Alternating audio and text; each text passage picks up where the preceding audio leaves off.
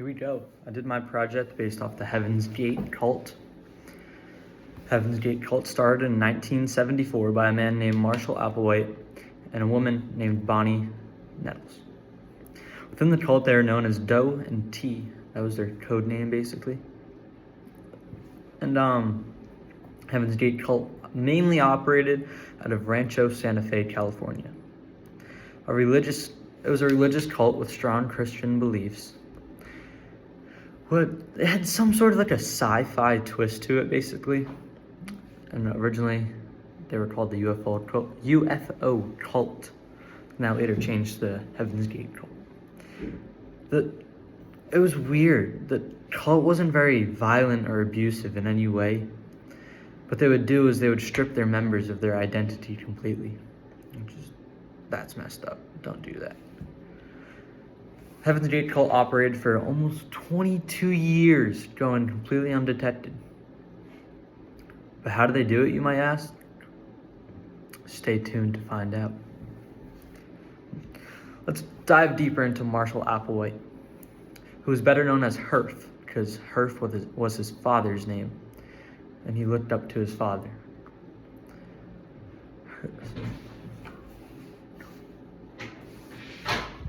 Sorry for that interruption. Somebody just walked into my collab room. That's where I was. He's better known as Herf in his early years.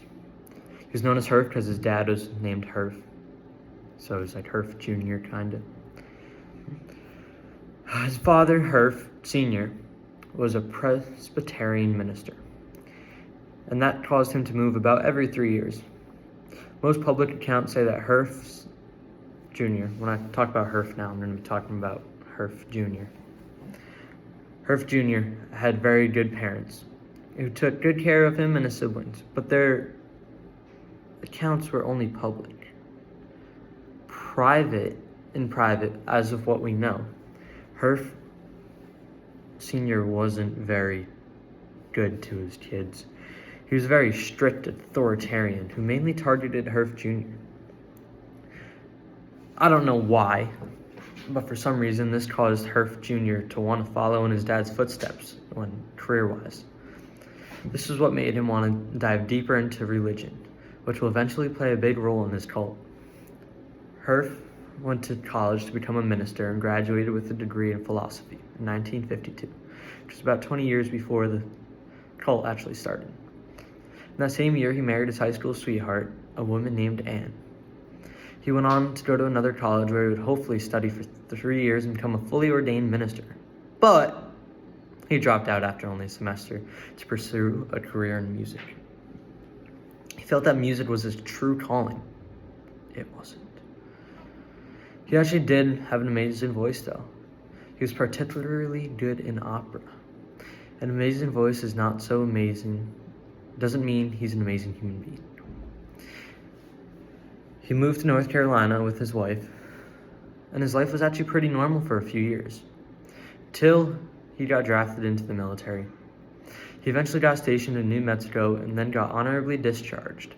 He went to college again and then became a teacher at the University of Alabama, where he taught music. Maybe music was his true calling. He and his wife had 2 kids. Then he went on to work at the University of St. Thomas until he was fired for over an alleged relationship with one of his male students.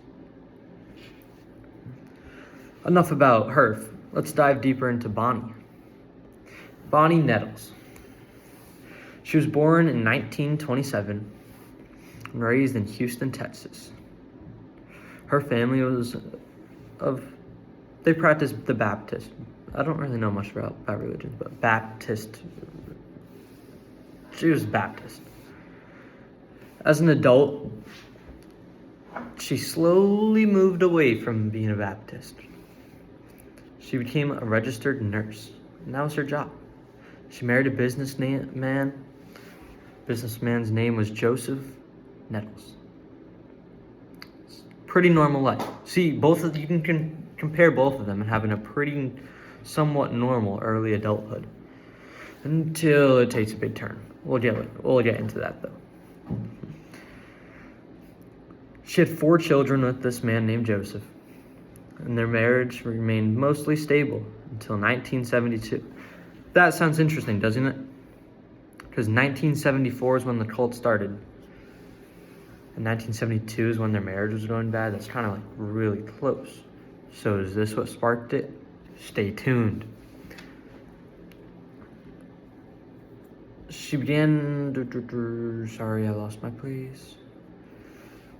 In 1972, she began to contact deceased spirits by conducting regular,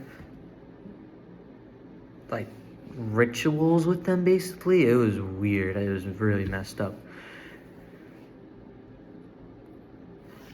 She believed that a 19th century monk was contacting her. Then, she went to see multiple fortune tellers, and these fortune tellers told her that she would soon meet a mysterious man who was tall, light hair, and a fair complexion. Does this sound familiar? Because I think it does. Let's think about who else is tall, fair skin, light complexion. I don't know, maybe Marshall Applewhite? Maybe. And that was pretty close to his appearance. So, Nestles meets Marshall Applewhite, better known as Herf, in March of 1972.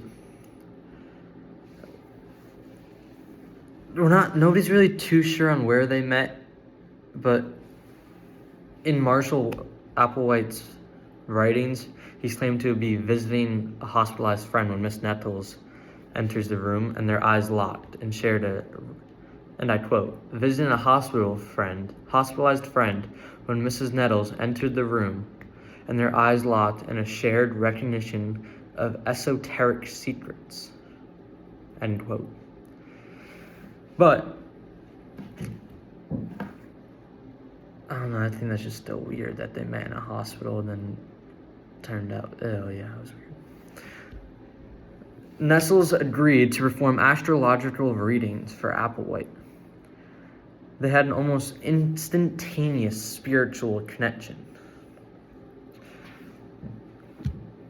Applewhite decided that Bonnie Nettles was of caliber to work with, basically.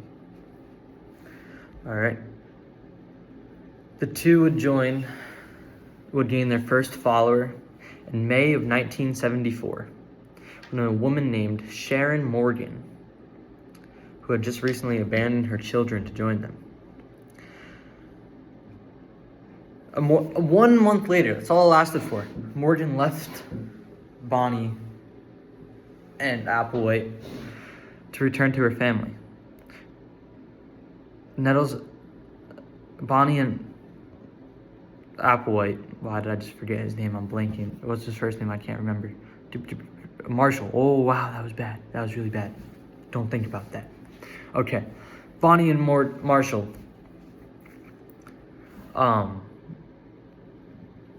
Getting the first follower, Sharon Morgan. Sharon Morgan left them. Then Bonnie and Marshall were charged with credit card fraud for using Sharon Morgan's credit cards. Although she had consented to their use, the charges were eventually dropped. Then a routine check brought up that Applewhite had stolen a rental car from St. Louis 9 months earlier, which he still possessed. He possessed a stolen car for 9 months. It's ridiculous. Applewhite spent 6 months in jail, primarily in Missouri, then was released in early 1975. So the cult did technically start in 1974, but it was only one member, and it wasn't very, is that really a cult if there's one member? How many members do you need to actually have a cult? Come on. Then, after Marshall got out of prison, Bonnie and him reconnected, and they began to contact what they thought were extraterrestrials, also known as aliens. That's where it goes back into the sci-fi cult and the UFO cult. They wanted like-minded followers, which I guess an alien would be a like-minded follower, wouldn't it? They published different advertisements around for their meetings, and they recruited some people, not many, they called them, and I quote, the crew. At the events which they held for their cult, or the crew, they perpetrated to represent, no, sorry, that was bad. I just mispronounced a word that I wrote. They purported to represent beings from another planet. They called them the next level. All right. They said that those who agreed to take part in their experiment would be brought to higher evolutionary level. This is weird, like really weird. They had a group meeting in April of 1975. And during this meeting, the group of 80 people in Studio City, Los Angeles, shared their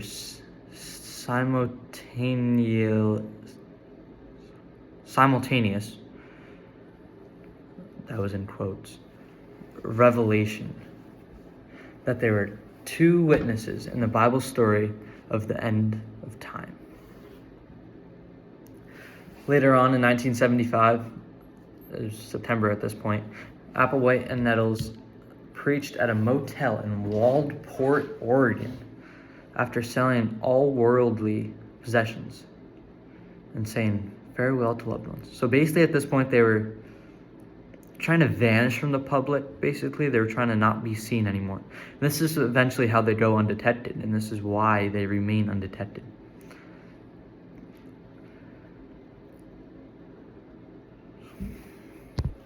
CBS covered this event, and I quote, "A score of persons from a small Oregon town have disappeared. It's a mystery whether they've been taken on a so-called trip to eternity or simply been taken." At this point, Doe and T, or Bonnie and Marshall, led almost 100 members across the country. They would sleep in tents or in sleeping bags, and they began to beg on the streets for money. They evaded detection still by authorities, and the media enabled the group to focus on Doe and T's docutrain of helping members of the crew achieve a higher evolutionary level above humans, which the leaders claim to have already reached. So they already think they're above the level of people. So why do they keep going? That's what I'm still curious about, and that's what I still haven't figured out. Why do they keep going? What are they trying to achieve if they already believe that they've achieved it all? All right. Let's continue on. Later on in April of 1976, the group stopped recruiting and became completely reclusive.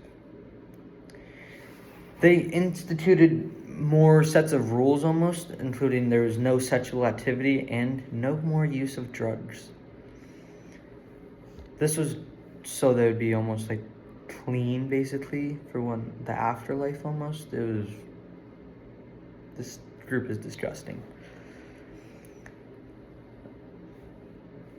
All right. The thing with this cult, though, is they didn't really have a set religion almost, because both of them, Bonnie and Marshall, were kind of breaking away from their religion at this time. Here's where it all goes bad. In March of 1977, Marshall Applewhite taped of himself in a video entitled Doe's Final Exit. He was speaking in the sense of the mass suicide that Heaven's Gate cult would have. He quoted, "This was the only way to evacuate this earth." I don't believe that, but maybe. I don't know. No, that's just weird. After asserting that the comet Hale-Bopp was the sign that the group had been looking for, as well as the speculation that an unidentified flying object, also known as a UFO, may have been trailing the comet. So he thinks a UFO is following the comet, and that's weird. Applewhite and 38 of his followers prepared for the ritual suicide.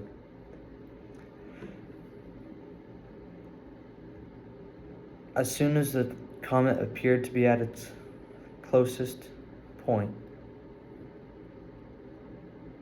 they did it. They just took their own lives. The suicides began on March 22nd and 23rd in 3 ways. There's 3 different ways that they killed themselves. They mixed drugs or a phenobarbital with applesauce or pudding and washed it down with vodka. Now, I think it's kind of weird that they used applesauce when his last name was Applewhite. It's just a connection I made in my head. I don't know. It's probably nothing. But after ingesting the mix, they secured the plastic bag around their heads to induce, basically kill themselves even more. But here's the weird part. They all dressed in identical black shirts and sweatpants. The brand new black and white Nike Decades athletic shoes and armband patches reading the Heaven's Gate away team. This is just weird. Each member carried a $5 bill and 3 quarters in their pockets. And this was to represent them. Basically, so the $5 bill would cover the cost of vagrancy laws, and the quarters were for calling home from payphones. Because they believed that they were going to another planet, basically. In a reference to a Mark Twain story, though, the story said that $5.75 was the cost to ride the tail of a comet to heaven.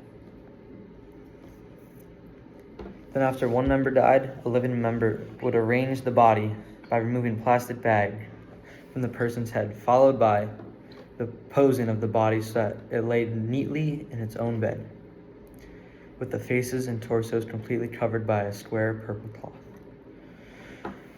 The bodies were found on March 26, 1977, after somebody left an anonymous tip.